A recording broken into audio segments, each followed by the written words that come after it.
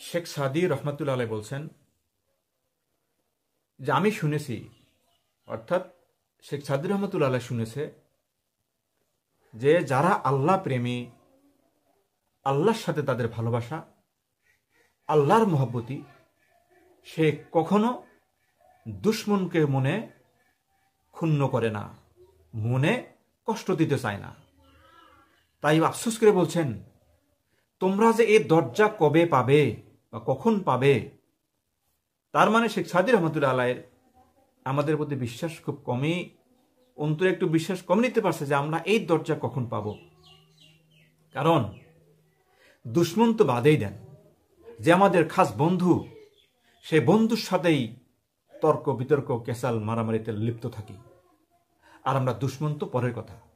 তাই আমরা জানি শেখ সাদি রহমতুল্লাহ আলাইহির কথা